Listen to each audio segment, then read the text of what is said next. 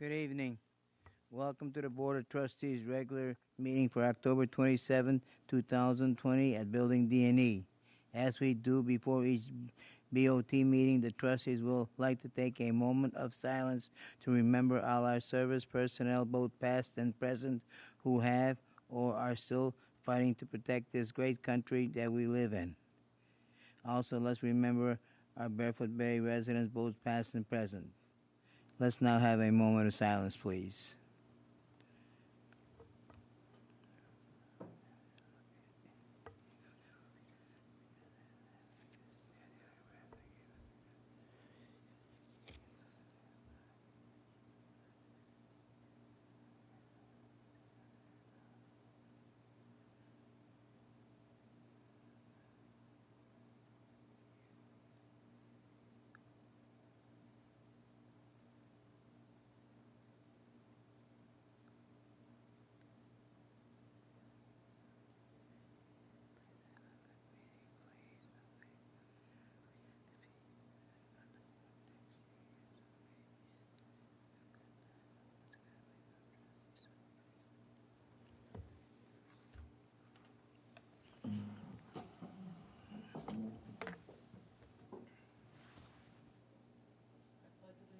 To the flag of the United States of America, to the republic for which it stands, one nation, under God, indivisible, with liberty, justice for all. Thank you for coming.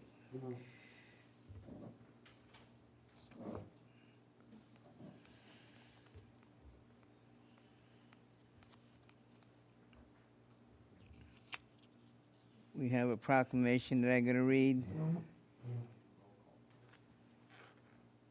Oh, I apologize. Thank you. I'll do the roll call. Randy Loveland. Here. Luann Henderson. Here. Mike Mayo. Here. Joe Klosky present. Also present, District Manager John Coffey, General Counsel Cliff Reppinger, District Clerk Stephanie Brown, Rich Armington, Residence Relations Manager, Matt Getz, Property Service Manager, and Ernie Cruz, Gulf Operation Manager. We have a quorum. Thank you. Now we will do the proclamation.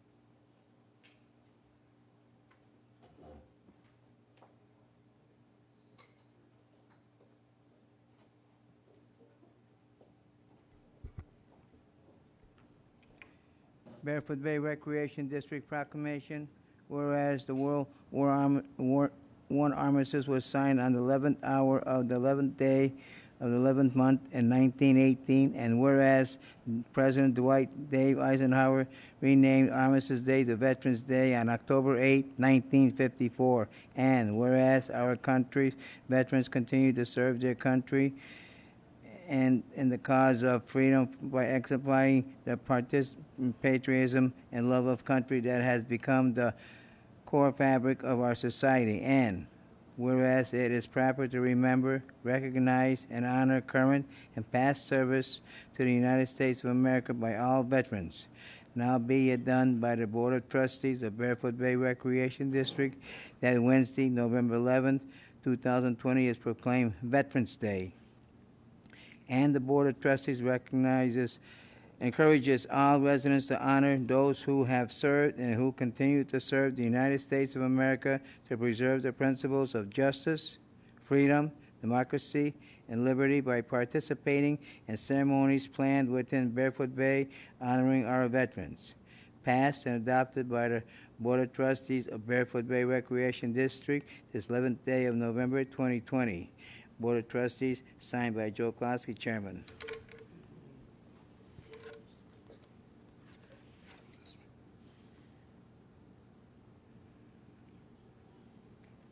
That's you. Thank you. For those residents watching at home, Ernie Cruz, our Gulf Operations Manager, is a retired Air Force veteran, and he was accepting the proclamation on behalf of all veterans. I have the board make a motion to approve the resolution. I make a motion to approve the Do I resolution. make a motion? Second? I'd second. Second.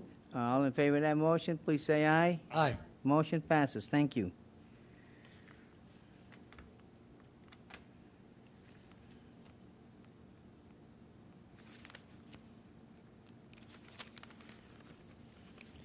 Next on the agenda is approval of minutes dated October 9th, 2020. Chair will entertain a motion. I make a motion to accept the minutes. Luan made a motion. Second. I'll second. Randy made the second. Any questions, discussions on this motion? Hearing none. All in favor of the motion, please say aye. Aye. Motion passes. Thank you. Randy, would you please be kind enough to read the Treasury Report? This is the Barefoot Bay Recreation District Treasury Report for October 27th, 2020. Cash balances in general fund, petty cash, $2,500. Operating cash in banks, MB&T, $1,633,315.25. Interest-bearing accounts, SBA reserve account, $698,773.19 for total cash balances in our general fund of $2,334,588.44. Total daily deposits and assessments received 10/1 through 10/19. Daily deposits of $249,964.07. Expenditures over $5,000 for 10/1 through 10/19. ADS Security, $18,952.26. Online Solutions, $10,800. Civic Plus, $14,343.27. Florida Municipal Insurance and Trust, $8,706. Health First Health Plans, $24,697.13. AC Units for Shopping Center, $12,166. Assessment roll preparation fee, $5,000. Golf course and ball field maintenance, $41,261.42. Train AC equipment for Building A renovation, $29,513.21. Parkett construction, Building A renovation, $29,075.75. Employee health insurance, $24,407.01. Payroll, $54,252.12. Payroll taxes, $15,742.82. Total expenditures over $5,000, $288,916.99. I submit the treasurer's report. Chair will entertain a motion to approve Treasury Report. So I'll make- moved. And I'll Mr. second it. Manager, second by Luan. Any discussions or questions? Hearing none. All in favor of the motion, please say aye. Aye. Aye. Motion passes. Thank you. Next, audience participation. I guess John has 3 letters or 4 letters. Yes, Mr. Chairman, 3 letters. The first one is from Mr. Jack Reddy of 806 Tamarind Circle. My note is for the current trustees and incoming trustees. Since our Barefoot Bay Golf Course has picked up 2 awards, this is good news. Perhaps Ernie can turn his attention to a thorough review of how to shrink the $250,000 approximate deficit. After all, we will be facing a difficult budget situation in year 2021. Comments via phone are invited. Thanks for listening, Jack Reddy. Next letter is from Rick Bernstein, 920 Cashew Circle. This is about the parking on the common grounds that is back on the agenda that are not designated parking areas around the bay. More specifically, the area behind the old administration building, I believe he means old resident relations office, and a few other places that has been mentioned, as some residents treat these areas as their own personal parking places and as an extension of their own driveway, mostly for overnight parking, which has become an eyesore. At the last meeting when this was discussed, Joe Klosky thought all of the areas, as it is mentioned in the agenda, should get no parking sign saying no parking at any time. I do not agree with this. It should be directed more towards the residents that blatantly abuse these areas, which is mostly at night. There are residents that use the different areas during the daytime, be it parking by the lake or handball courts or wherever. They are not the problem. They use the area and they leave. They're not there day in and day out. They are not leaving ruts in the grass like overnighters that are there every night. I know it is proposed to put up signs in these different areas that have something on them about no parking. Do we really want signs put up on every grass area all around the bay, or do we? Or they could be put up on an as-needed basis if other areas start to become a problem. Asking that, I say no. I say put signs up in heavily abused areas like behind the old resident relations building or the cul-de-sacs that are abused, not signs that flat out say no parking anytime. I think the sign should say no overnight parking with a resolution number on it if it is needed for enforcement. I think it should also have hours on it like the county does the roads. I think the county uses 2 to 6 a.m. The hours could say from 11 p.m. to 5 a.m. or something close to that. That way the nightly community watch people that work until it is 2 a.m. could monitor it and notify the sheriff if there are cars parked there. They are not supposed to park overnight and have them ticketed. Then if they are still there the following day or 2 days later, they could be towed at the owner's expense. Has the staff or anybody else contacted the county about overnight parking problem to see what they suggest the Bay do to resolve this? And the last one is from Richard Schwatlow, 636 Marlin Circle. During the last couple months of walking around the bay and talking to some of our new homeowners, I realized the lack of knowledge they have about the bay. They did not know how to receive, distribute information by email or who controls the sewer, roads, or streetlights. One person said they would get the information when they went to their first HOA meeting. She showed me a DOR rule book given to her by her realtor that was titled Barefoot Bay Homeowners Association, Inc. Each of the BOT board members have been given a copy of one-page information pamphlet that could be handed out to the residents when they get their ID. My question to the board today is, after hearing the questions, do you feel a pamphlet would be helpful, and should the board work to develop a pamphlet?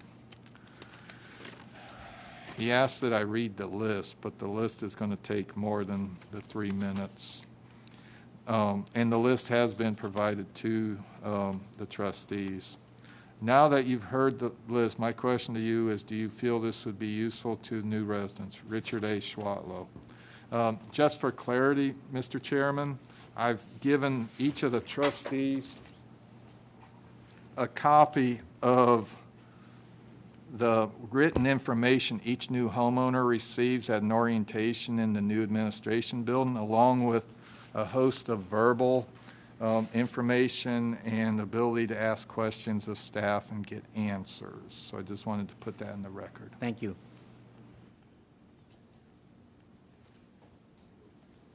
Yes.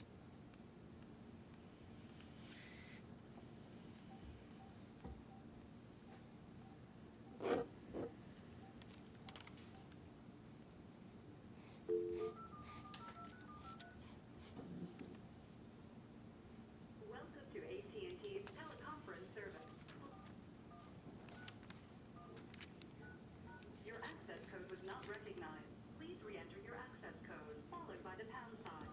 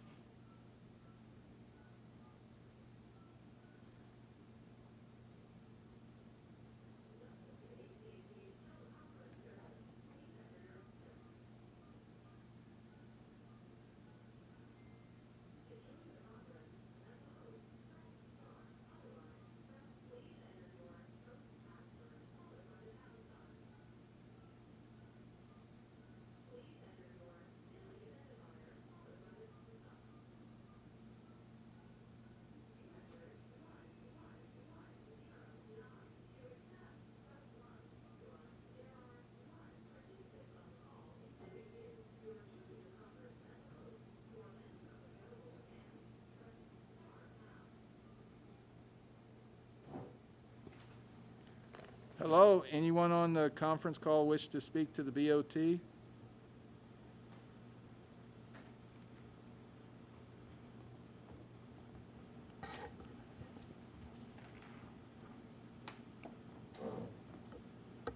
Nothing. Want to wait a minute or so? Wait, okay, just repeat again, maybe. Anyone on the conference call wishing to speak to the BOT?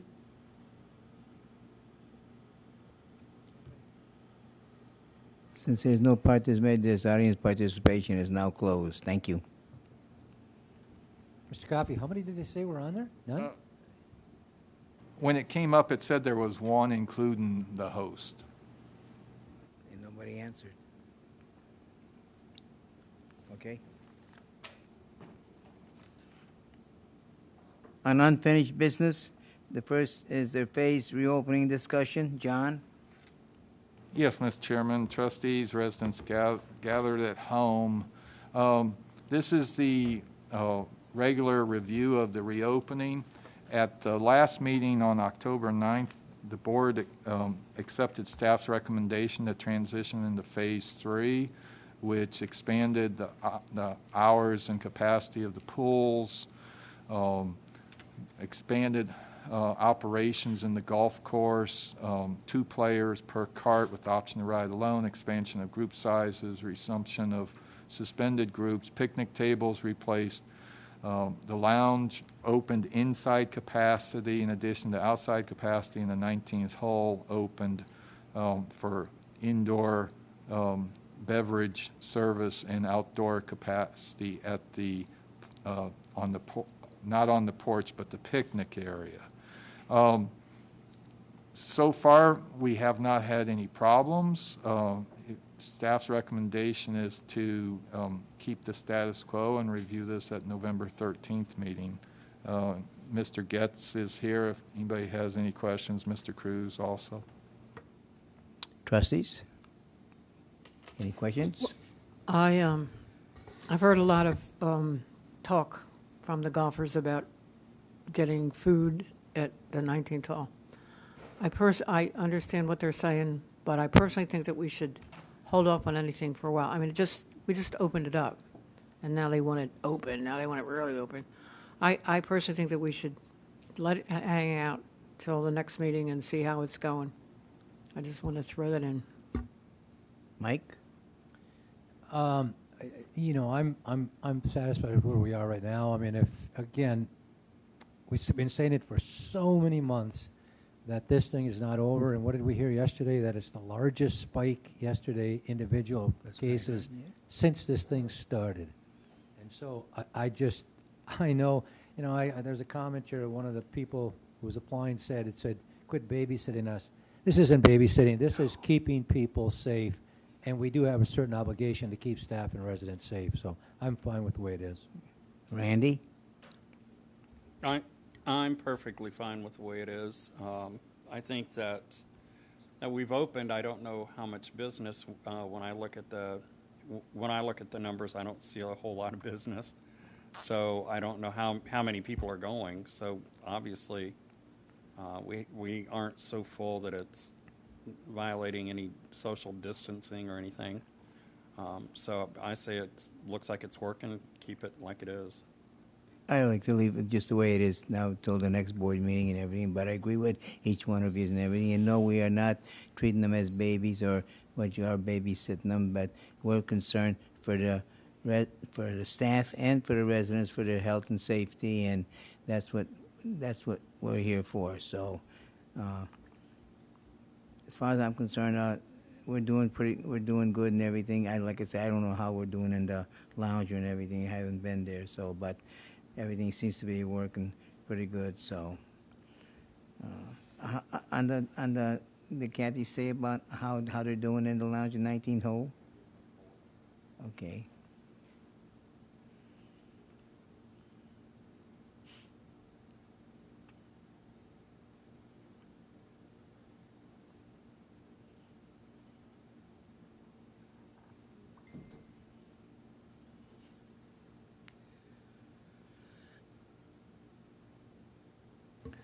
Up on the screen is the and this was produced yesterday, of the daily sales versus cost of sales and labor with personnel tax included. This does not include the cost of the crowd monitors. So overall, as to be expected with beverage-only sales with tipped employees versus non-tipped cook staff, we're not losing money. I think, as we've heard from the board, a cautious approach is a wise decision to get back into food service. We're calling people back in. We're ordering a lot of supplies. And that's going to be an iffy situation, because are we going to have a large demand initially or not much of a demand? And, it's not pleasant to have to lay people off, but to call them back to work and then not have work for them a week later is a yo-yo effect that I wouldn't wish upon anybody. Right. So if you read this right, Mr. Coffey, so we took in 2,831 in those days. Is that the way I read this? And it cost us 1,154? It cost this column doesn't have like a subtotal cost. That was like the net profit, excluding utilities, crowd monitor. Oh, the 1,154 is the profit? Is the profit. I got you. Okay. Yeah, the last one was profit, but it's not a Yep. Basically the same. Yeah, okay. Yeah. I know I stopped at the 19th hole Saturday. There's quite a few people there, and a couple of people thanked me and said to thank the board for opening up the 19th hole. At least they got somewhere to go. So I just want to say thank you very much. I think we keep beating this, and people think maybe we're wrong sometime. But I've known a number of people now who've gotten this, and they've gotten better, and some got really sick. But I personally don't go to bars. I don't go to restaurants. I don't think I'm probably overcautious, and yet I've had to go and get tested twice in the last couple of weeks simply because I was around people who did get it and we didn't know about it. And I'm fine. I'm negative each time, but it is scary. I think it's scary. I understand that, yes. Okay, thank you. Next on the agenda is the discussion of implementing no parking on specific common areas. John? Yes, Mr. Chairman. At the September 22nd meeting, the board discussed and were agreeable with proposals of, if we move forward with this, of placing signs, having a 30-day educational period before the enforcement, and had some questions about a timeline limitation because of the towing proposal, that if they showed up and there was no vehicle, there would be an $80 fee to Barefoot Bay. Staff had subsequent discussions with the vendor, and the vendor agreed to be able to give us a 2-hour window. If they could not be on site within 2 hours, they would not come out, and there would be no charge. If they could be out in 2 hours, they'd come out and they'd tow the vehicle at owner's expense, or if there was no vehicle, then the $80 charge to the district would be in effect.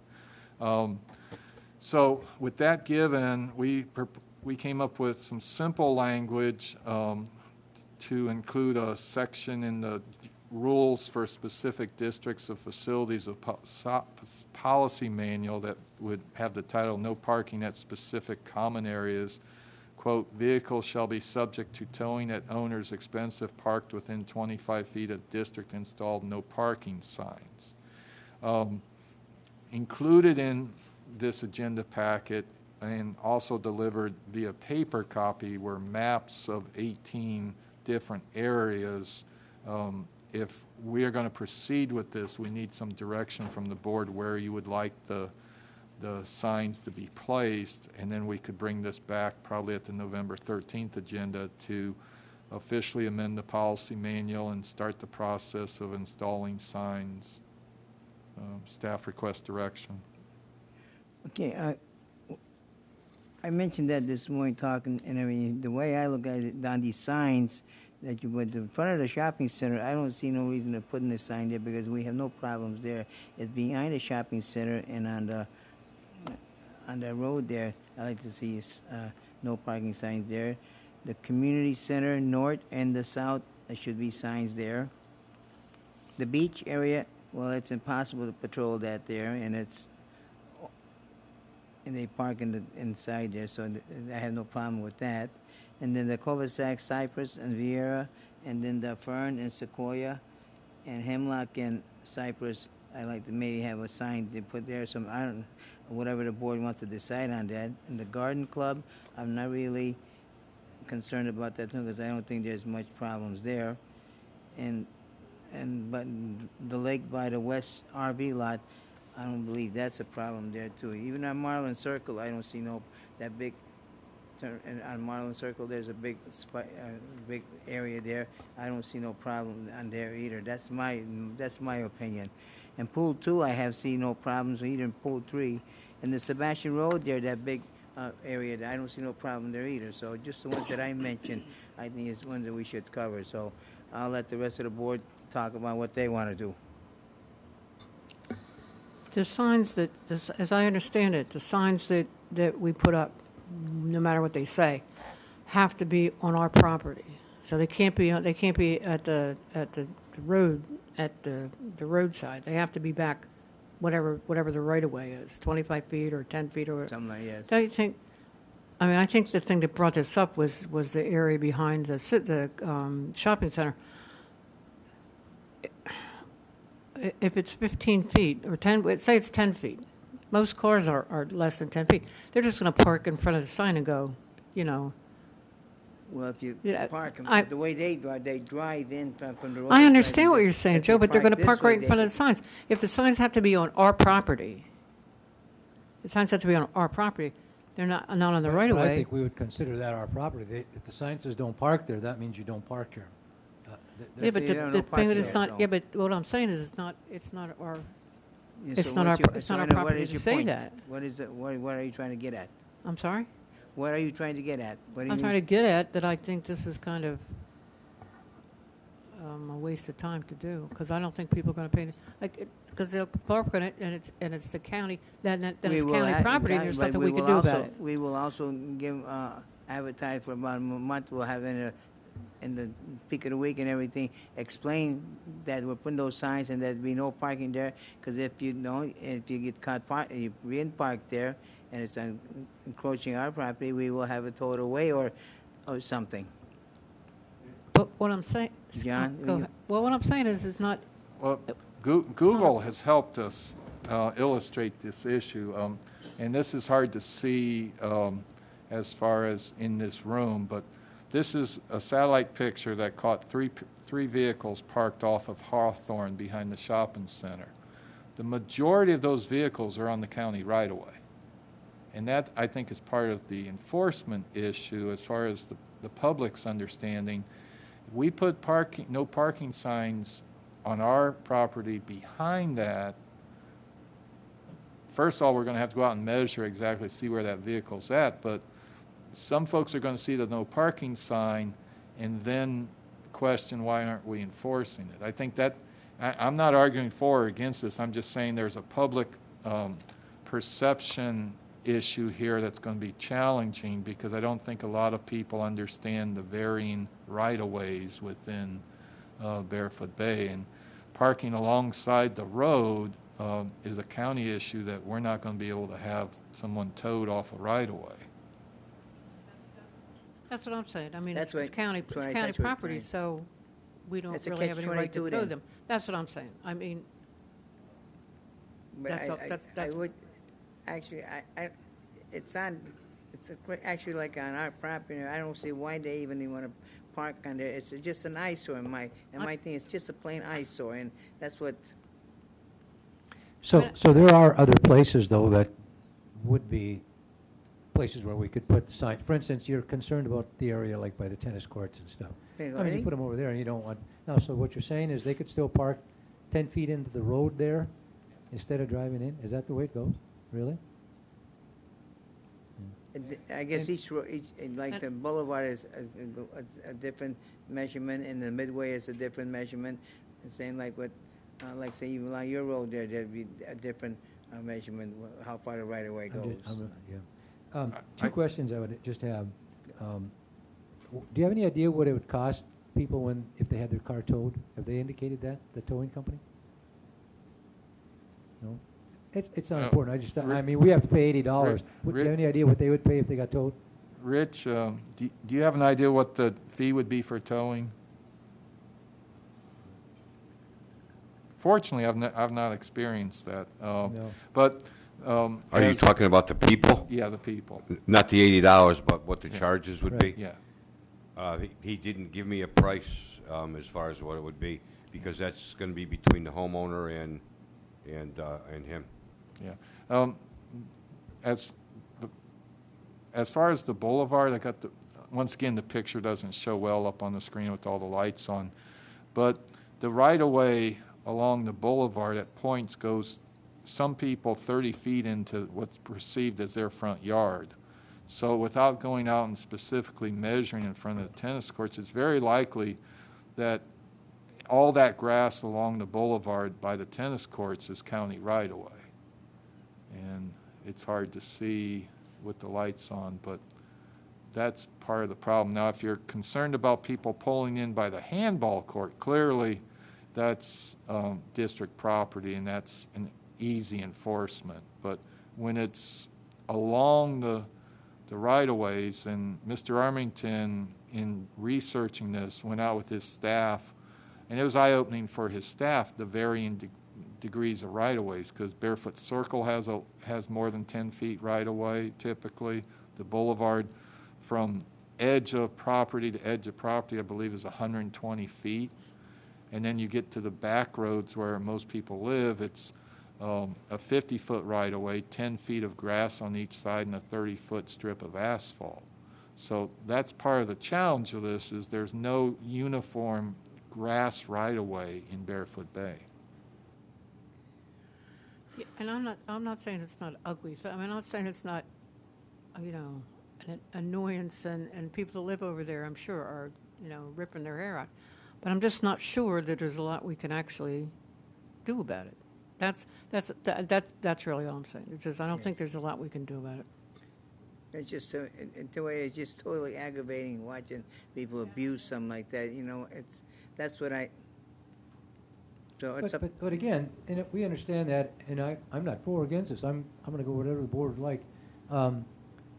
Again, you could still put some signs some places, like by the, what did you call it? It's the handball courts? Is that where the main thing is? They drive up to the lake?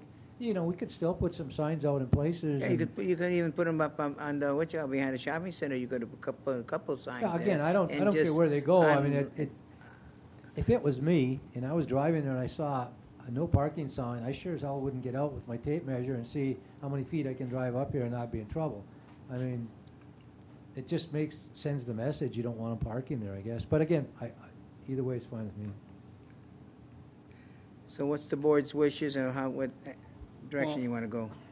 My thought is, if the county has a 10-foot easement around that property, which they do, I don't know that we could actually enforce the towing. And Mike, the average tow for Brevard County is about $110. Just that's on an average, and that's not including impound fees. But if we put signs up and we can't enforce it, then we're just spending money on signs, and it looks ridiculous. Now, we can put them up by the handball court, and we can enforce that because it's right up by the handball court, and that's clearly on our property. What I don't want the board to do is for us to get into a situation where we have something towed. It was towed on county property, and then we end up with this court battle because the homeowner decides to sue us for having their car towed off of county property. Do you know how that would stand, Cliff? Whether the district could be sued for that? Yes. I don't believe that the district would have any liability there, but the statutes generally provide the statutes that govern the restrictions on towing generally apply to private properties. So I can't tell you definitively that you wouldn't be subject to some challenge, but I feel pretty good about the defense of the case. Okay. That's all I can really say. And could we possibly get stuck for the towing bill if if we initiated the tow. And when I say that, I'll tell you, that doesn't mean you can't be sued. I mean, every time you engage in activity, yeah, certainly. So, I mean, depending on what the circumstances are and whether there's an actual legal right that somebody might have to raise, potentially there could be some exposure there. But if all I can tell you, and I think you're doing this, is and because I think the towing companies require it, is if you're going to post, that you post consistent with what the statute requires, even though the statute generally applies to private property. I think if you do that, then you've done as good as you can to protect yourselves. Thank you. But I do know, too, that one of the vehicles on the thing, the one on the corner there, he has a truck and probably a trailer that and it extends way past the right of way. It is on our property. So that's what's, I don't see, I don't understand what, if we could maybe just put some kind of sign, or put something up that could prevent it, maybe an education of not to be doing that. I don't know. I thought it'd be a good idea, but I don't know. It's. Well, I don't think that it's a wrong move to put the signs up, but I wouldn't want to invest in a ton of signs for all over the properties. I understand what you're saying. And then It have just it not costs money. enforceable What or are they, have it be a $35 moot a point. piece? So for me, my opinion is I'm okay with putting some signs on Hawthorne there, and then I'm okay with putting a sign on each side of the handball court. What is Hawthorne? Where is that? That's that street Behind that the runs shopping center behind the there. shopping The center. what? Behind the shopping center there. That road. And I'm fine with whatever you go with. I didn't understand this about. It doesn't sound like this is on. I didn't understand this about the right of way on the boulevard, how far back it goes. Now that we brought this up tomorrow it'll be like Kmart parking there along the thing. And like I say, each sign costs $38. So if I'm just saying you got 10 signs or so, that's $380. And what? So I hate to spend the money, but in some way I like to see it maybe enforce them out. Even if we can't probably do the towing, maybe this way. I don't know what. Well, maybe we could, I don't know. I just think it's unenforceable, to tell you the truth. But maybe if you want to really put signs, there's a sign in front of the tennis courts that says no parking, and people don't park there. Maybe Right. maybe that's just an idea. Just put a sign there that says no parking and hope for the best. I mean, because I don't think it's enforceable. I think it would be a nightmare trying to enforce it, and so if we bought a few signs and jammed them up over there that no parking, maybe people wouldn't park there. I don't know, but I hate to see us get into a lot of stuff, because I just think it's John, not what about enforceable. if you? I would that's say gonna it's be worth a costly. call to the DOT to find out how enforceable it is. And if we put a sign up and we call, I mean, clearly we could have them towed, and if they're parked on county property on the county grass, that's not a legal parking spot either. So they could at least be ticketed. And I think that would be enforceable, but I would make that call to DOT and to the sheriff's office to find out what avenues we could take. If we put up a sign and we call them, will they come and ticket that car or Right. tow it? So I don't think that's been answered. I think that Rick mentioned that in his letter, and I think that's probably a very good idea for us to make contact with the DOT and maybe the sheriff's office. Simple enough to get those answers. Okay, you want staff to do that then? Okay. And anything else on discussion on this? Okay, so we're gonna let this go and come back at him at the next board, if you can do it at the next meeting. Okay, thank you, John. Next is this, a new business, selection of qualified electors to fill the unexpired term of Trustee Compton.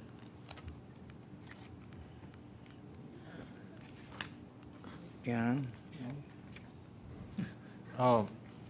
As the board is aware, we had 4 gentlemen submit their names. We have included some language from the charter regarding vacancies. Any individual who's a legal resident and registered elector of the state is qualified to serve. The resumes, letters of interest have been provided to the board. The board has the option of selecting an individual tonight, deferring this, or another course of action I can't think of at the moment. But Mr. Reppinger and I can answer any questions you may have about the process. In the past, of course, Mr. Chairman, you've been here the longest. You've seen a lot of these, but when Trustee Wright resigned 3-4 years ago, there was voting by paper that was then tallied by the district clerk. That is a public record, but it wasn't a voice vote. So however you'd like to proceed. Well, actually, you got 4 names there, so in other words, if somebody wants to nominate somebody. Is that but what if you simply do? You simply nominate? Wait. Can I say something before we start? Can I say I wanted to Okay, speak? Luann wants to speak first. I'm sorry. I met with three of the 4 gentlemen yesterday.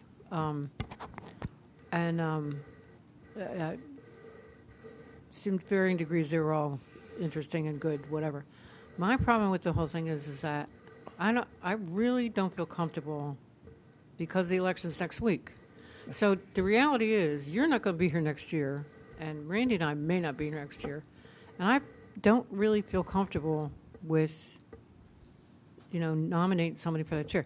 If you guys want to do it tonight, I know who I would vote for, but I'm just saying that I think that after next Tuesday, when we know who the new board's going to be, okay, we could have a meeting with them, and they can't vote, but at least they could say, well, I like, person A, or I like person B, and then we would know how they felt about it. I just don't really feel that comfortable voting on this right now.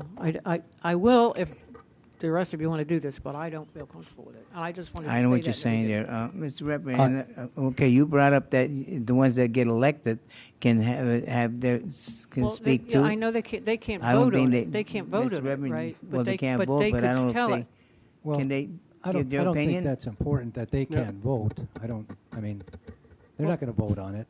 They wouldn't vote until January.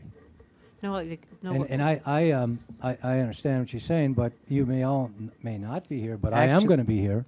Actually, And yeah, I you'll went be. out and spent, If I it went out and happens, spent time looking at the 4 applicants. We Ab- asked people to apply, and out of good faith, and they did apply. I don't have anything necessarily wrong with any of these people. I have some little questions about a couple of them and so forth, but they're all good people. But I went out and tried to see who I could even get interested in this board, and it was very difficult because people do not want to spend the time that it takes to do this. But having said that, I do have a candidate here that I want to nominate, and I'm not in favor of postponing this at all. I agree with Mike. I'm not either. It is part of our duty. It's clearly spelled out in our charter, and it's spelled out in our rules that is what we must do. Okay. Then okay, I will. I'll vote. And I also have a nominee. I just wanted to make it on the record that I just didn't feel comfortable, but I can do it, and I will. With that, if that's all right, and then Randy can go, I would nominate Mr. James Morrissey. I met him a year ago. He has worked for some school districts out east. He has no affiliation with golf courses or the lounge people, really. He's not with a group. He's not with the CVO. He's not with anything. He was just very interested. He would always ask me questions.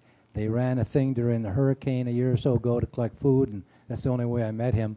But I thought he would be a perfect candidate. I have questions about some things, and not negative things, but my nomination is for Mr. Morrissey. I met with Mr. Morrissey, and I met with Jeff Greneau. I served with Steve, so I didn't have to meet with him. But with Mr. Morrissey was very nice. He was a very nice guy. And with Jeff, Jeff also has no affiliation with the golf course. He has no affiliation with the lounge, to say, so we'd have no biased interest in either of those two hot topics that seem to come before the board. However, what he does bring is he has a deep understanding of the regulatory and the working of the Bay, as far as the charter, as far as the DOR, and as far as the board rules. And those are the three things that we go by as a board. And I think it would be nice to have somebody with at least that depth of knowledge to come in and sit on the board. I know that Roger brought that knowledge when he came by living in the community and serving in the community through a variety of things, whether that be CVO or wherever. But it does help. When I sat down here, I was very involved in the community, and it was a struggle getting up to speed in a year, even for me. So for that reason, I would nominate Jeff Greneau for the position on the board. Although I think Jim Morrissey was a very nice guy. He's very smart. If you got two nominations, that means we have to do a ballot.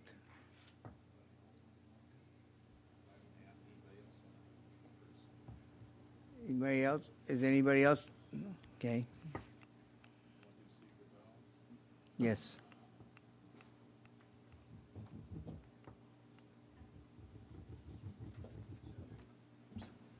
So just to clarify and make sure that everybody's on the same page, and I sense, since everyone's kind of acquiescing to this process, that this is what you want to do, but there's no real set form for how this gets done. So you've made two nominations, and no one is nominated. The two individuals have been nominated. The other two have not.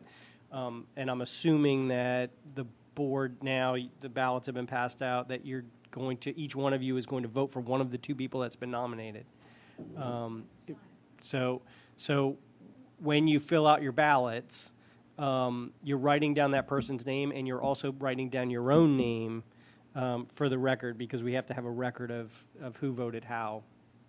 And I just wanted to make it clear that that's the process we're adhering to right now.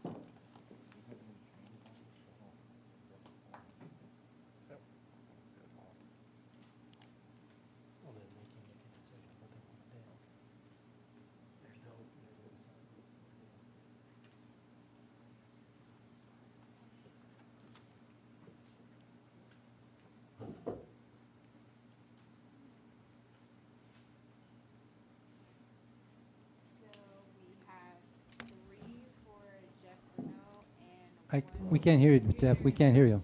Sorry, she doesn't have a microphone. Oh, Three of the votes are for Mr. Greneau, and one for Mr. Morrissey. So now that you've voted, I would assume that one of you would make the motion to approve the vote and have him appointed.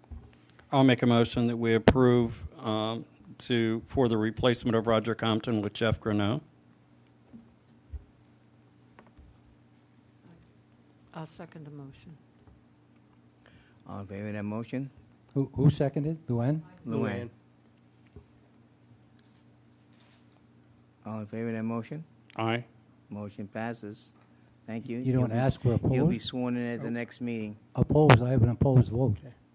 3-1. It's three, I oppose the vote. You have to ask for opposed vote also, not just those who vote for it. I oppose it. Voice, Oh, you want to poll? No, you said, you asked for a motion, all those in favor, and you said the motion passes. You didn't ask who's not in favor. I am not in favor, so it's 3-1. Oh, I'm sorry. And who is not in favor? You did, so it's 3-1. Yes, I'm not So in motion favor. still passes. Yes. Okay, I misunderstood you. I'm sorry. And he'll get sworn in at the next meeting.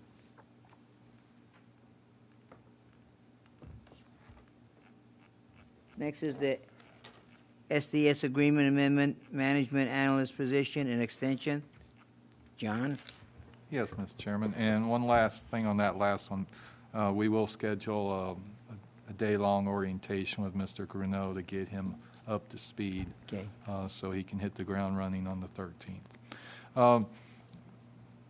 This proposed amendment, a little background for folks who are new to Barefoot Bay. Beginning in 2008, Barefoot Bay entered into an agreement with Special District Services for management services, specifically the placement, compensation, and support of my position. Said agreement was amended in 2009, 2012, 2014, and most recently in 2017 for a 5-year period. As BBRD's administrative and management capacities have grown over the last several years, most departments do not have management support. The way my team largely gets things done on that is I encourage department managers to focus on their core functions, and I pick up the analytical, the data entry, and that type of work. Largely folks who have reviewed the annual budgets, 5-year plans, special reports such as the facilities usage report, food and beverage principles operations, emergency management plan, has largely been my work in my, quote, spare time. What lacks getting done because of my workload is the desired proactive engagement with the community of proactively meeting with recreation groups, better communications through social media and face-to-face contact with residents. This position amendment of a management analyst to the SDS contract was initially proposed in FY17 and has been approved as part of the subsequent budgets each year. It is not filled previously due to a variety of reasons. There was no room in the old green trailer. And then there was delayed constructions with the admin building due to the Gunther lawsuit, COVID, pandemic. The FY21 budget contains approximately $70,000 for this first year. Cost for a 12-year term is $62,000.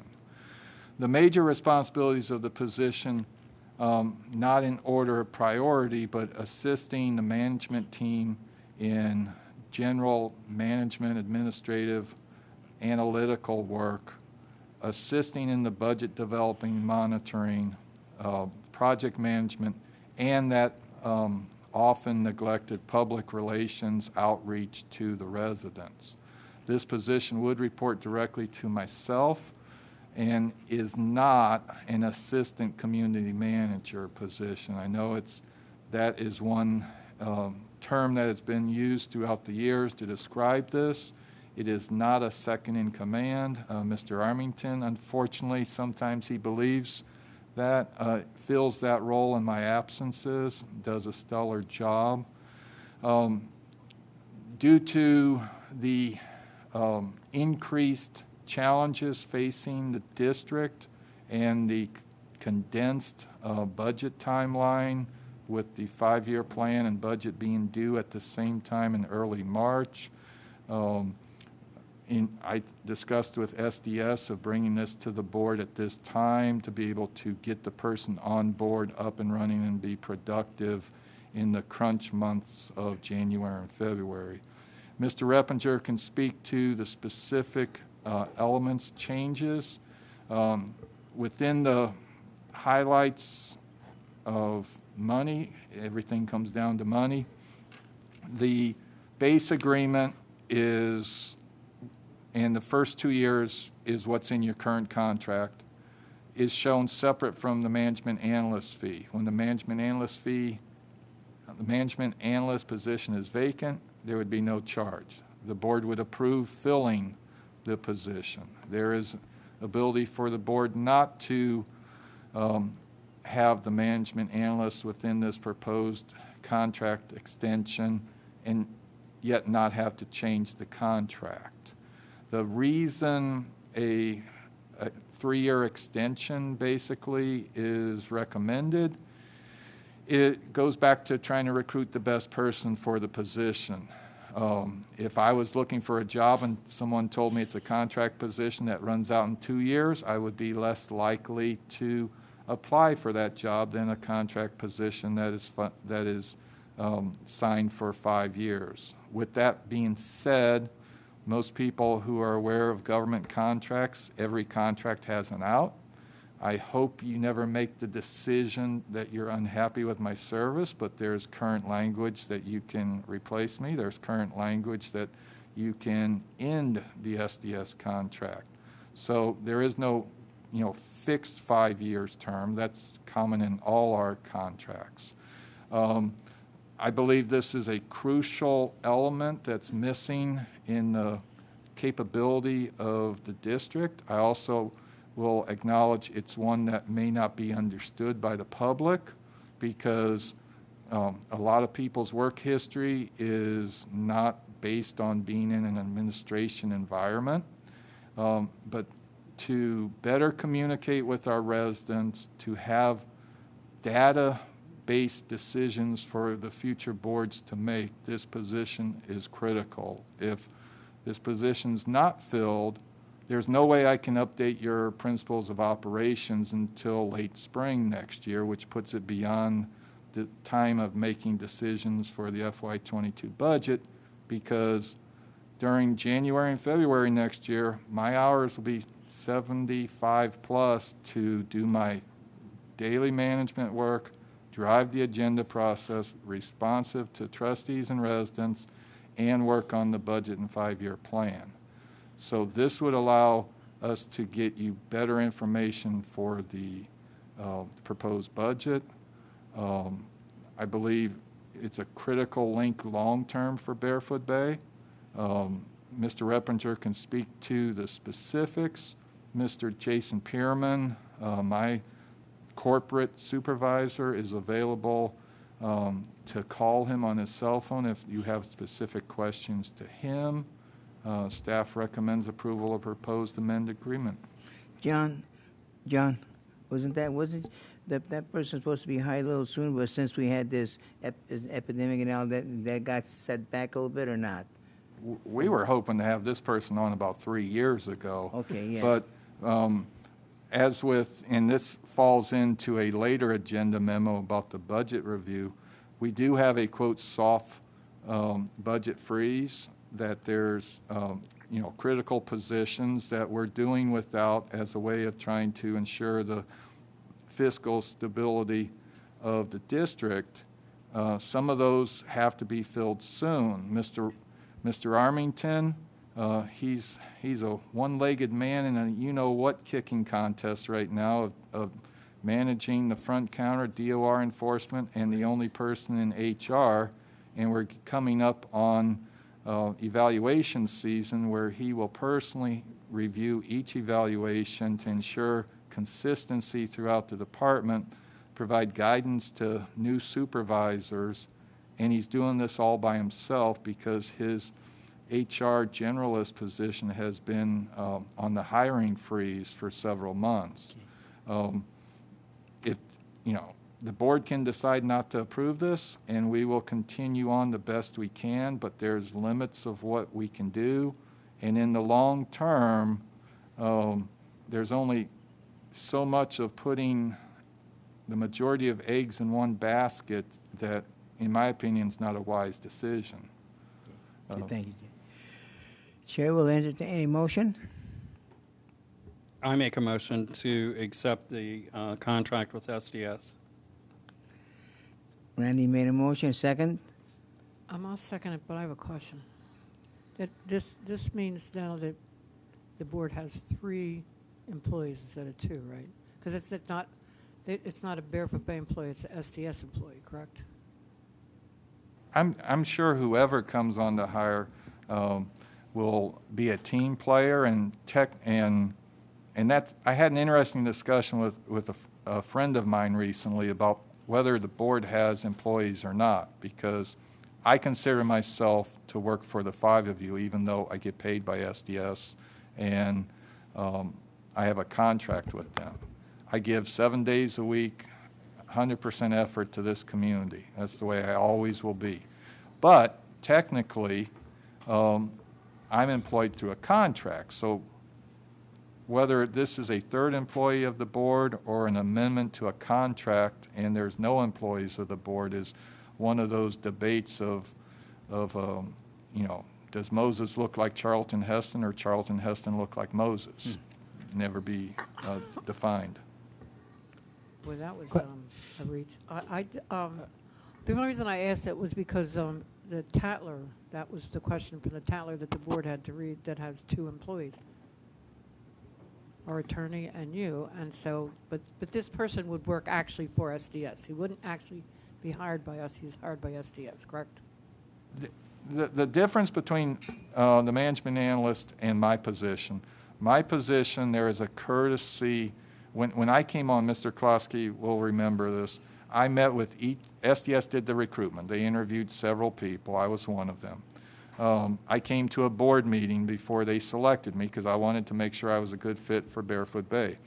When they said that they were going to recommend me, each trustee met with me privately. Mr. Klosky, I don't know if you consider it a fortune or unfortunate, was the first person I met with. Fortunate. And then at a board meeting, they voted to confirm me publicly to the position. The management analyst position doesn't have such a public confirmation because technically it's not a community manager position. It's someone who helps take the workload off of myself and the managers and helps us communicate better with the residents. Okay. I Couple- still second it. Mike? Couple comments, and I'm going to come off sounding like the bad guy here, but I really am not. First of all, I would have liked to have had notice about this prior to the meeting, how salaries were determined, all of that thing with the new position and so forth. But that's not important. I sent John, Mr. Coffey, an email, and I'm going to go over some of those points and make sure everybody understands. Without question, I support Mr. Coffey and what he does 100%. I support SDS. I used companies like that when I was a school superintendent. We hired people to come and teach who already were retired. They couldn't work for us, so they would work for the company, and we would hire them. I understand all of that. I have no problem with that whatsoever. What I do have a problem for is extending the contract now with 2 years left to go into a 5-year contract, and adding an analyst position at this time. I can understand SDS's desire to probably do this. I would have probably did it that way myself if I were still working in a school district and we had these kinds of contracts. However, by adding a new administrative position and adding the analyst position at this time, we're sending the wrong signal, I think, to the community. Many of these residents do not understand the CPI issue. They don't understand what the possible minimum wage is going to do to the increases. They don't understand what the COVID shutdown is going to do to our budget and the amenities and all the things that we run and we manage.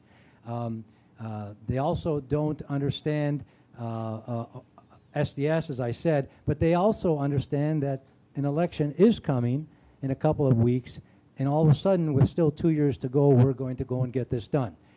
If this had been done with 1 year left to go on this contract, I would automatically, absolutely be in favor of doing this. It has nothing to do with SDS. It has nothing to do with Mr. Coffey. I would have questions about putting that analyst position in this contract. I really see no need for that whatsoever, but someone else voted on that before. I have no information of how the salaries were determined or anything like that. I'm not sure who he negotiated that with. Was it with the chairman? Was it with the board? Is it just a figure comes up? It sounds like I'm being very critical, and I know I'm going to come off this way, and I am not, but I am not in favor of this whatsoever before this election with still 2 years to go. It just sends the wrong signal to the community. Any other discussion? Yeah, You know, Luann had a good point. She asked how many employees we have, and the way that I answered that is we don't have employees, we have contracts. And to me, whether it's 1 year, 2 year, 5 year contract, this contract is just a modification to get a better job done. Not that John's not doing a good job, not that his staff isn't doing a good job, but they're doing so many jobs that it's hard for them to do their core job. And what this position, and we discussed it, we started discussing it about 3 years ago, and what this position actually does is it will help the Bay run more effectively, more efficiently. It will open the communication, which is our biggest downfall. The community is always saying we have poor communication. This person will have that charge of opening those lines of communication for improved and better communication. And they will be judged on that in their performance evaluations. So we have to see that improvement. We don't, and if that does not work, we do not have to pay for that position. So having it in the contract is a real safety barrier for us. It's an SDS employee, it's not a Bay employee. So that makes a little bit of difference, makes a world of difference to us. Not only that, this person will be able, they'll be able to analyze data and information, facts and information for us as a board is critical to make really good, solid decisions. When we make decisions about facilities, it would be nice if we had the factual facility use, not just something that came off of the calendar lady's calendar. Although Lori's good at her job, we don't always have what really is that utilization. Are there 10 people in that room? Are there 30 people in that room? Are there 50? We can get pricing information. You know, Matt wouldn't have to necessarily go out and get 3 contract bids. This person could actually get those bids in. We'll have more variety to choose from.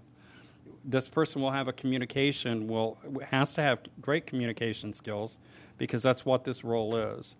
They should be able to open us up to the community a lot better in getting these bids in and getting a more competitive situation going for us. Not only that, we saw just in a meeting or two ago where we definitely have some policy coherence issues, where we had the ARC approve something and the DOR came behind and took it away. That created probably more of a bad rub with the community than hiring this position. So I think I was for this position 3 years ago. I was for this position 2 years ago. I'm still for this position, and I'm very much in favor of this contract extension to include this position.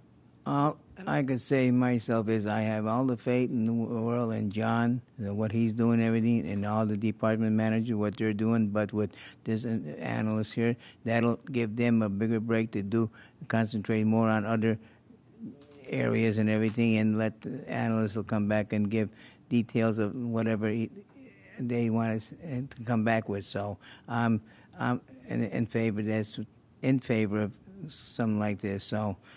Since there is a motion... Well, I have another comment. Go ahead. That discussion shouldn't be over yet. And again, simple last question. And this has nothing to do with Mr. Coffey's job or his performance or any of the things that this person would do. It has nothing to do with any of that. However, we've gone without this position for 3 years now. For 3 years we've done it, and all of these people, all of you, may be gone in 7 days, an election. It just does not look good to do this at this time. Okay, there is a motion and a second.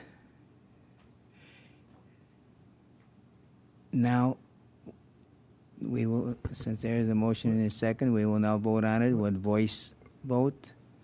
Luann? Randy? Yes. Mike? No. And Joe, yes. So it's going to be 3-1. It passes. Thank you.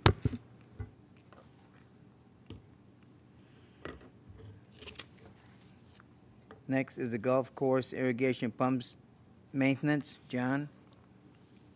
Yes, Mr. Chairman. For non-golfers out there, I'll give a brief background The golf course irrigation system is supplied by 2 pumps that pull water from the lakes, which is a combination of rainwater and Brevard County reclaimed water. The useful economic lifespan of these pumps are approximately 6 to 10 years old, 6 to 10 years, and the current pumps were installed in 2014 and 2015. Staff believes that now that we have covers for these pumps, because historically they sat out in the elements, and with some preventative maintenance, that these pumps can be extended, thereby reducing long-term expenditures.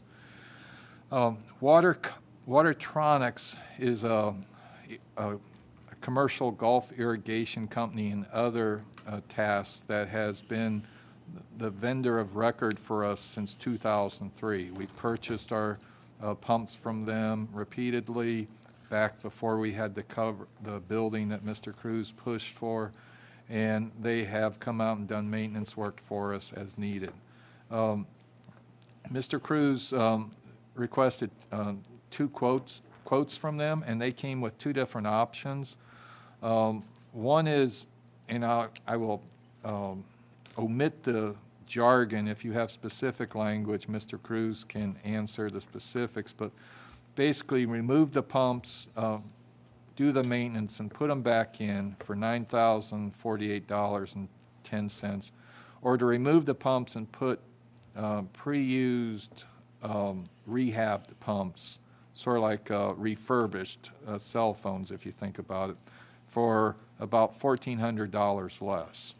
Although the second option is less expensive, staff believes that we have taken good care of our pumps, and it is a safer option to have the pumps that we know how they've been operated, maintained, versus having refurbished units installed. Therefore, staff recommends award a contract to Watertronics in the amount of $9,048.10 for the maintenance of the irrigation pumps, while waiving the second bid requirement. There is sufficient money in the Golf Pro Shop R&M line item to cover this expense. If you have any questions of me or Mr. Cruz, we'd be happy to answer them. Chair will entertain a motion. No, I'd like to ask Ernie a question. Did you, you've been dealing with these people for 5 years now, right? You've been dealing with Watertronics for 5 years. So have they always been satisfactory, showed up, always been on time, whatever, done what you wanted when you wanted it done? Have you been really satisfied with this company? Yes. Okay. Mr. Chairman, I'd make a motion to accept the recommendation. Mr. I'll Meyer made a second. motion. Second.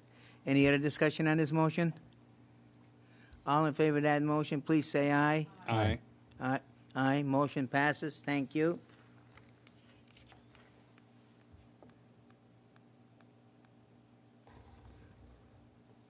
Pool number 2 resurfacing. John? Yes, Mr. Chairman. Due to prior attempts to obtain multiple quotes for the pool pit replacement as currently being executed, this board, or the board last year, put out an RFQ to have a continuing services contractor to be able to perform work on our pools going forward. Family Pools, Inc. Of Port St. Lucie was awarded the continuing services contract, which basically means they were competitively bid on the selection process.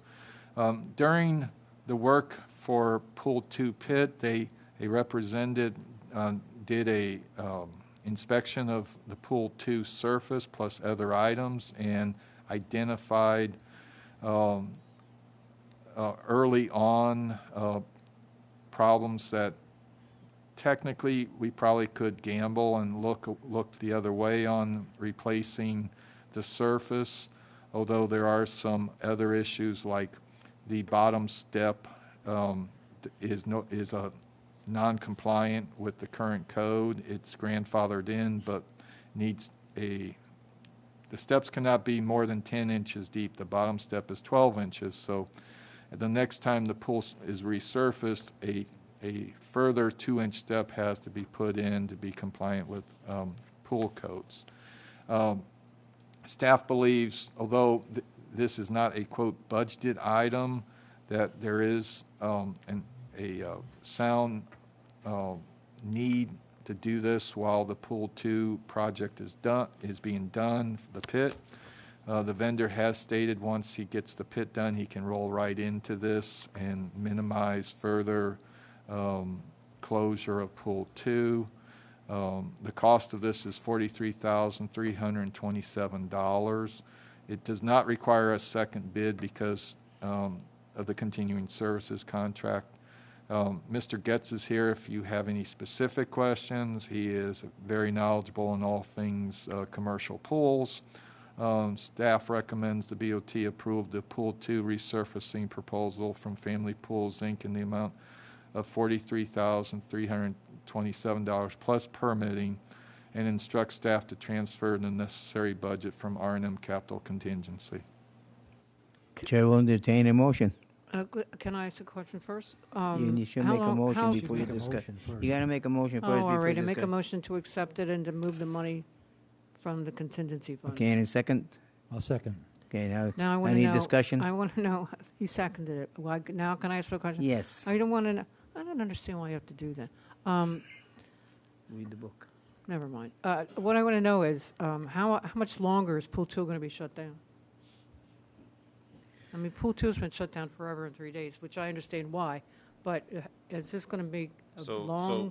if we backtrack back to the beginning, one of the biggest problems we faced was the pit falling off the truck on its way here, so we had to wait a couple extra weeks for the parts. So they had already taken out the old pit. Now we're back to pit's installed, the high-pressure sand filters are installed, the pumps are in, the electrician should be on site in the next week. They're literally going to roll right into this because the pool is empty. They can start stripping this out and get the tile ripped out and get it prepped. I mean, are we talking like 2 weeks, or are we talking? I'm thinking couple- 2 to 3 weeks. I can't give you a definite line because I have no idea what he's got in front of us. But the contractor, I spoke to him. He said he's ready to move. Okay. I just, it's been closed for a long time, and people are getting a little crazed. And Oh, I trust just me, I'm wanna- getting the calls in my office. Okay, all right. This sounds naive. Can you tell me exactly what the pit? What's the pit? The pit is not part of this proposal, but the pit is where the water circulation, the chlorination system is, and that's what's being worked on right now. Right. This is more of a resurfacing of the pool surface and replacement of ladders and Well, when it all says that. the side of the pit. Yeah. pool Well, to collapse- I gave some background on why we have a continuing service contract. I got you. And, but in 2015 was an interesting time because the original pool pit, fiberglass, in-ground, collapsed in. It was full of mud one morning. And Matt's predecessor, who was not as tall as Mr. Getz is, I go out there one day because we take our pools seriously. And they hand dug inside a building 6 feet down, and I walk in there and I said, "Where's John Morris?" And he says, "Here I am," and he is standing in a pit helping hand out dirt via 5-gallon buckets. And they got in there and reinforced the fiberglass, and that's why we've been trying since FY17 to replace that pit because the rest of it could fall in at any time. For a whole host of reasons we don't really need to get into now, Family Pools is the only company that wants to work for us right now. And this project, Mr. Getz can give you a ballpark of, if we don't do it, at some point the county health inspection will close the pool, probably not within the next few months, but as anybody who's dealt with regulatory people, whether health inspectors, fire inspectors, pool inspectors, they all come with a different focus, and you're never quite sure what they're going to look at. So, yes, the pool has been closed since the pandemic. Part of that has helped offset the costs of additional pool hosts and temporary people. So while it's been painful for the folks who like pool too, it also has helped keep our expenses low.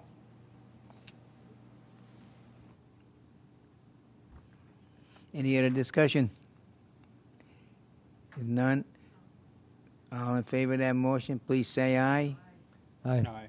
Aye. Motion passes. Thank you. Next is the open meeting preferences. John? As everyone in this room knows, and a lot of residents at home know, this is probably the last closed meeting we will have short of a new executive order. I put this on the agenda to make sure that the way we set up the meeting for the November 13th BOT meeting, in which the public will be allowed in, is the way you want it. I've attached three roughly sketched proposals. One is keep the current setup exactly the way it is, and I'm going to go to the layout options. That's basically what this was. I was doing this on vacation, so please forgive me if it doesn't look the best. Chairman Klosky, Trustee Mino, the podium. The downside of maintaining this approach with the public coming in, Mr. Reppinger technically is in a different room from Chairman Klosky and I, because we're in the D side of the building and he's in the E side of the building. So it dramatically cuts down on the number of residents who can come into the meeting. We propose having about a 36-inch space between chairs and rows. The second option would be what I call the horseshoe, keeping one person per table. It brings in where Trustee Loveland is, that would be where the end table would be with Trustee-elect Gruneau at the dais, and Mr. Reppinger would be seated approximately where Ms. Brown is at. This would give us more capacity. The last option, just to give you a third option, is this is putting 3 people at every 2 tables, and it basically keeps the end of the off-balance horseshoe where Trustee Loveland is, but brings everybody in closer to where Mr. Reppinger would be seated about where I'm at. And this probably gets us up in the neighborhood of 35, 40 people in the building. The first option, we're probably in the 20, 25 range. We don't have exact numbers because of different things of the last COVID exposure. Mr. Getz and I, instead of getting out and playing with tables and chairs, he was out mowing grass to help keep the appearance of the community up. But we would have this laid out. Regardless of options, we will have the speakers outside the building for overflow. The public has the right to attend if we reach whatever capacity we have. Anybody wishing to address the board under audience participation would be allowed in the building to speak. We'd basically hold the capacity 1 short, and then that person would go back outside and listen to the rest of the meeting. So with those being said, the other options just like to go over is we recommend anybody in the building going forward, not seated at the dais or at the podium, have a face covering on, that we cease the use of the conference call system. We do allow for folks who are concerned about COVID to give us a written statement or a telephone number that we could use the speakerphone to call them like we have in the past. And we would continue the continuation of the temperature checks and A off-the-wall option would be to prop all the doors open, although come December and January, it might get a little chilly. We don't necessarily recommend that, but that is an option if folks are concerned about closed environments. So staff requests direction on how you'd like us to proceed starting on the 13th. What's your pleasure, board? Can I see the second thing again? And John, I have a question on the mask. Is it recommended or required? Or can we require it? We can require it. I'm all for that. Yeah, me too. It's our recommendation to require masks to come in this building because of, it would be a shock to some folks watching at home, but sometimes we can be here a little while. And with the exception of propping the doors open, which I really wouldn't recommend, I do think most folks would feel more comfortable if everybody had some type of face mask on. It's sort of like the governor, in his executive order, took away the municipality and county's ability to fine people for not wearing masks. But just as anybody who's gone to a local big box store, private individuals can mandate you wear a mask on their property, and I would defer to General Counsel Reppinger on the legalities, but we currently are requiring people to have masks to be in the lounge in 19th Hall, and haven't met with much resistance on that. Anyway, this is what we have now, right? Okay, and this is the second one. That is very similar to what we used to do, with the exception we used to have 2 people per table. And that's the third one, 2 people, right? Well, the third one is a split the baby with the bath of 2 people per 3 tables. Mr. Gruneau and Stephanie probably wouldn't like being stuck in the corners of 2 tables, but Well, I was before, so I know what that's like. I was. I think I would vote for the second one. I think we're far enough apart. I think that's good. I How think far we're apart is this one? The people, chairs are how far apart? 2.5 feet? No. in the audience, they would No, be... here, up here, us. Here, How- this would be the same distance, 6 feet apart. It's just closing in that gap in front of the screen. Your table, Trustee Mino, I got you. would just come in a little closer. I would go with whatever option you have of not putting 2 people at a table up here. Yeah, I'm I not sure agree. I'll be coming if you do that. I mean, maybe that's a good thing, but it's just not ready for that yet. I agree with Luann on the second choice. Yeah. Yeah, I'd go with that. You And gonna- if we can, I would require masks of audience participation. Someone make a Mr. Chair. motion? agree with that, too. Mr. Chairman, if I can just run Go down ahead. the recommendations. We are going to discontinue the conference call system. We will call people who give us a telephone number. We'll continue with the temperature checks. Facial coverings will be required except when speaking or seated at the tables. And we will not be propping doors open for ventilation, and going to option 2. Go to option 2. Need a motion? I make a motion that we take the second thing, and And Have- and everything have that Mr. masks, Coffey so- said. yeah, Okay. Luann made the motion. I need a second. I'll second. Randy made a second. Any other discussion on this motion?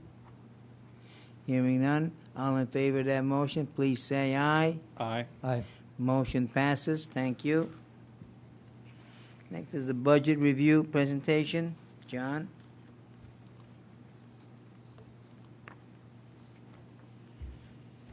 Okay, I'm not going to read every word because I've provided this to you before. I'll hit the highlights.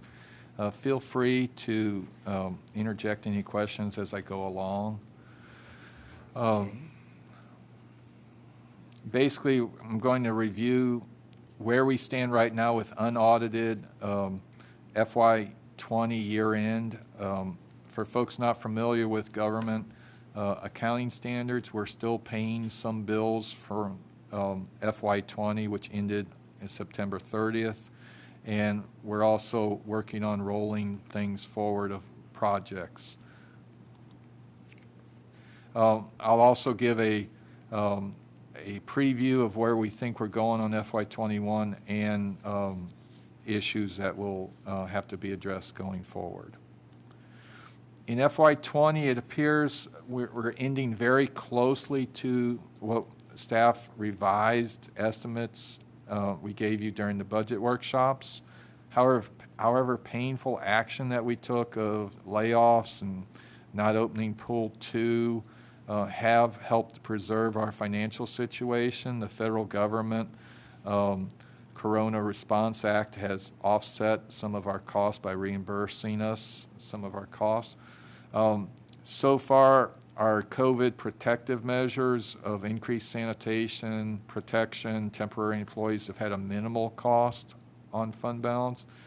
And we've had a higher anticipated number of projects that we're rolling forward into next year, which means we didn't get completed this year.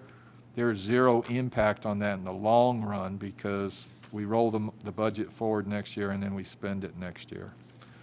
FY21 impact is largely dependent on how the pandemic continues to play out, the decisions that you and future board will make regarding reopenings, whether we take the bank loan out, large capital projects, and continue subsidies of food and beverage and golf and pro shop.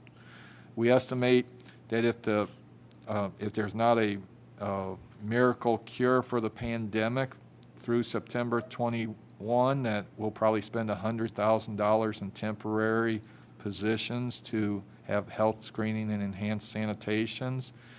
And as we go forward into FY22, the decisions just get harder as far as the budget.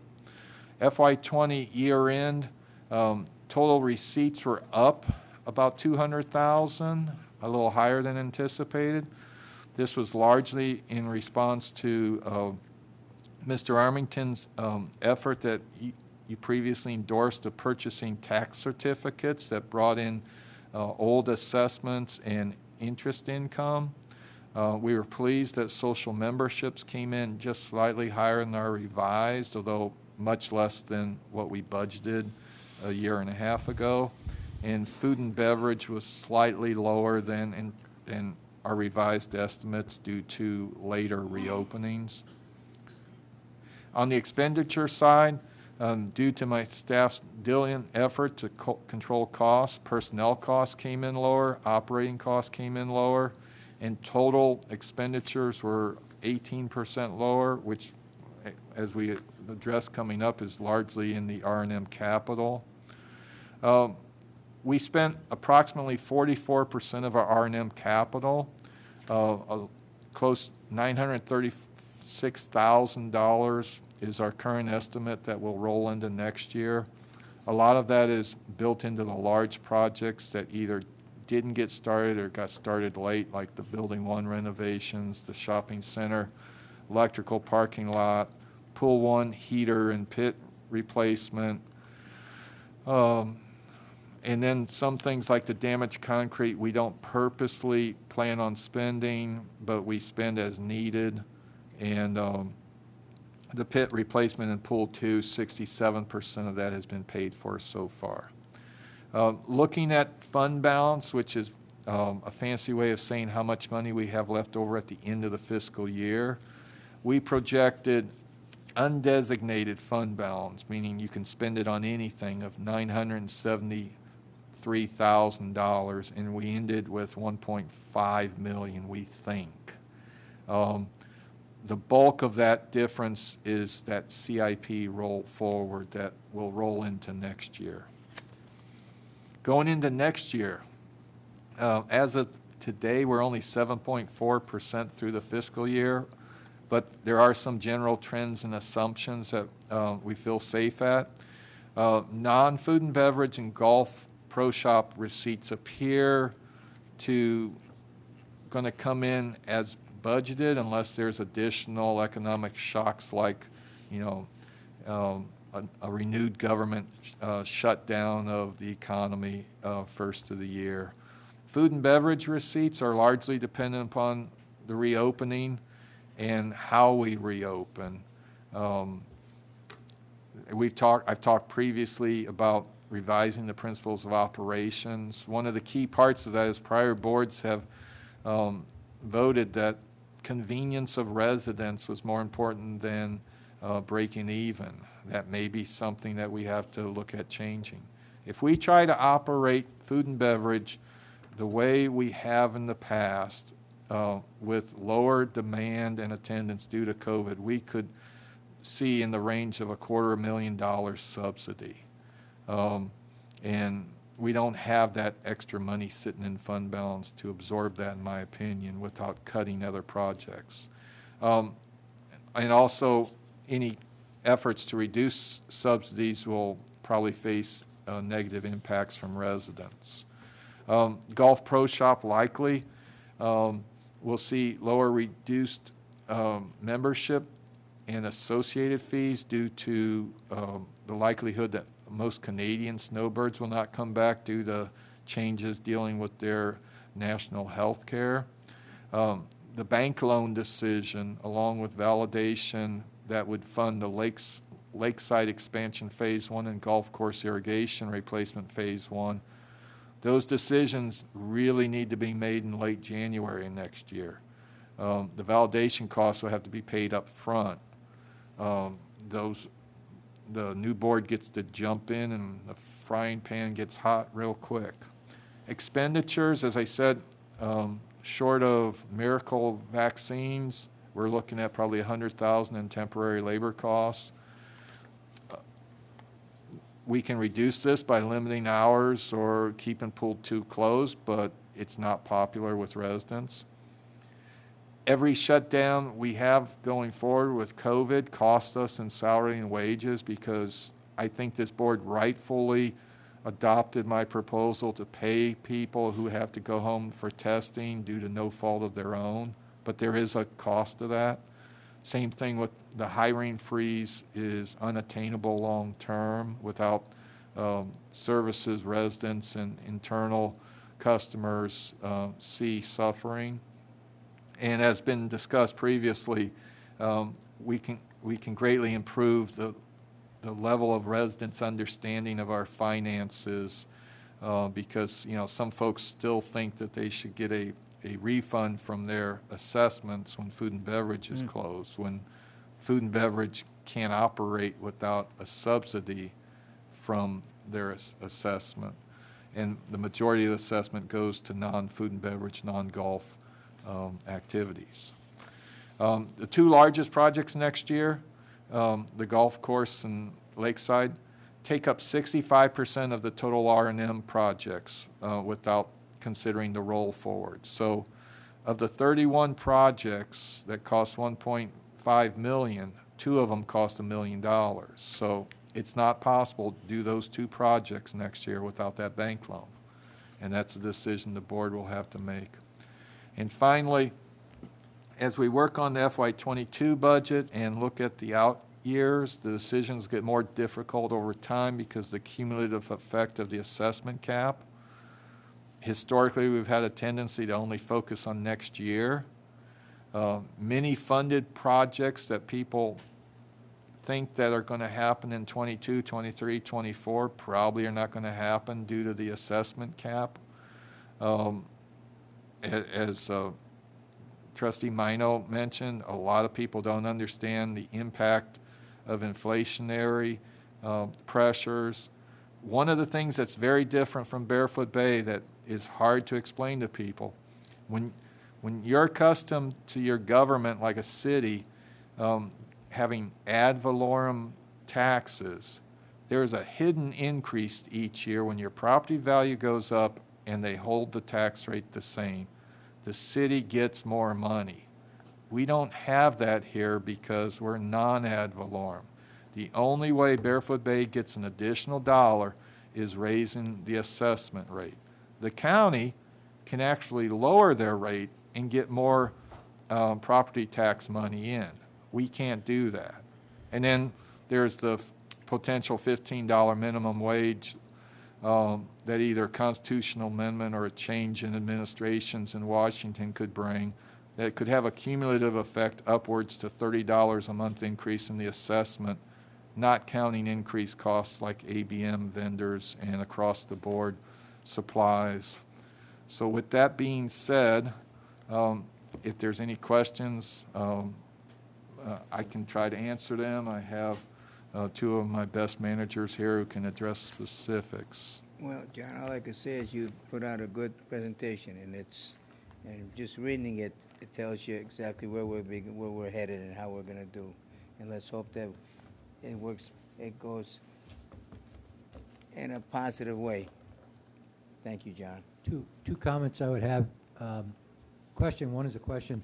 Make sure it understands, that the people at home understand. When we talk about every shutdown due to the COVID and cost us in salary and wages, that's the business where they're home waiting for the results in that 3 or 4 days, right? So that I don't want people to think that we're paying a lot of people to be home. It's during those 3 to 4 days that we all agreed to do. Okay, that's good. And at a number, we are up, down right now, overall revenues, expenditures because of COVID, or what with Right. all of those things, we're up or have we lost money? Right now, we're slightly up. We're slightly up. If All right. COVID stays through next year, Okay. we'll be And- down. But that's a good point that people have to understand. We're okay right now, so. And just the one point of clarification, the reason I advocated paying our employees when we have to send them home to get tested and wait for the test results is we want to encourage our employees to be truthful with us. Sure. And we've seen that this week where some family members have tested positive and the employee has came right to the supervisor and say, hey, this is my situation. And it's been people who've not dealt directly with the public. They have been sent home for testing.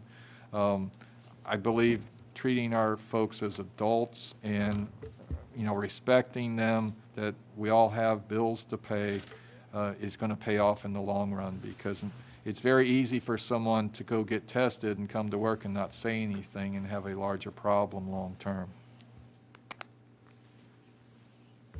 Anybody else This is an have? excellent presentation, summary. Yes, it Very is. good. And I'm not, the people don't have everything, well, no. They saw most everything that we got up here, right? I wasn't watching the screen, but yeah, okay. Anyone else? That's it then. Thank you, John. The next thing is the manager's report.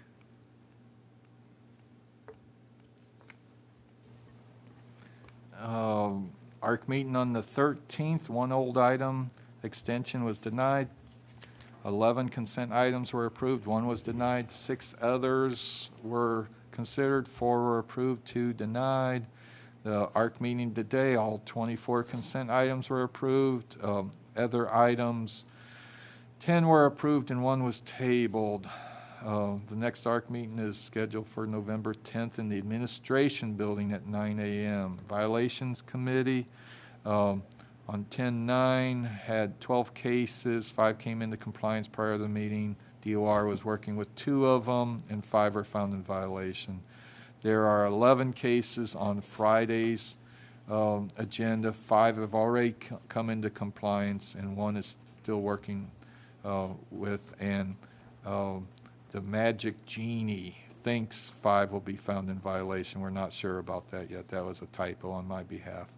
Next scheduled violations meeting is November 13th in Deany at 10 a.m. And there will only be 1 violation committee, just like 1 board meeting in November and December. Property Services has been busy fitting out the new shed for the garden club, continuing disinfection, especially extra efforts after the recent possible COVID exposure, helping the softball field keep their infield up to par, finishing off the sod installation at the Gunther Bypass Golf Cart, taking down the shutters and reinstalling the picnic tables, which is very nice to see people out there enjoying the growingly nice weather we have. Obtain state contracting bids for replacement trucks, and did some other maintenance. I don't know if Mr. Getz meant to be funny, but he said during the pandemic, the COVID brief shutdown, they mowed all common areas with skeleton crew. And so a bad pun is free of charge to everyone. And trim trees on Common Area Boulevard and continuing to solicit for various projects. Few reminders, daylight savings starts November 1st. It'll change the golf course hours, golf course and 19th hole will be closed on Election Day. The overseeding will happen on the 23rd and 24th.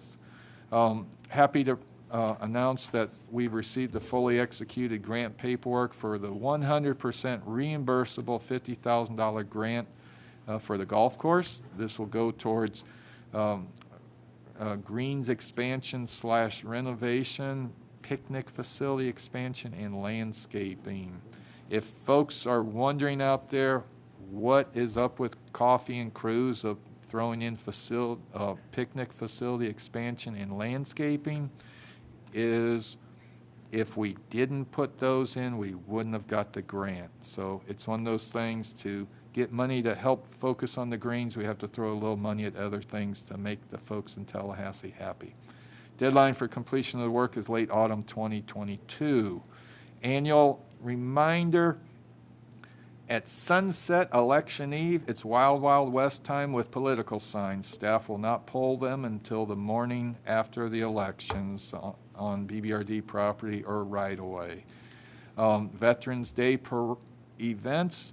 The parade is going to start at 10:30 a.m. The ceremony will be under the Oaks, east of the new administration building, starting at 11 a.m. Trustee-elect Bruno and his team decided to try that as a way of trying to keep the folks out of the heat of the sun. And late breaking news, Chairman Klosky will be gracing us with some of his words of wisdoms. I was paid not to talk about his speechwriter. Fireworks, I messed that up, my bad. Fireworks will start at 7 p.m. that night. They'll be shot from the lake side of the miniature golf course. So anywhere around the community center or adjacent neighborhoods, you'll have a nice scene. And the administration building in Falcon Drive will be closed in honor of the national holiday. And that concludes my report, Mr. Chairman. Any questions for John? Okay, thank you, John. Mr. Repinger. Thank you, Mr. Chairman. I'll lead off with what Trustee Loveland had asked about at their last meeting, which was the ground lease issue with regard to Stewart Medical. I have spoken with just to kind of refresh everybody's recollection, when Stewart Medical gave their original letter of intent, they based their percentage rate for the ground lease on the property appraiser's website market value for the subject property, which the district just generally low, and the district felt was low. The district went out and got an independent appraisal from Tuttle Armfield Wagner. Property's been appraised.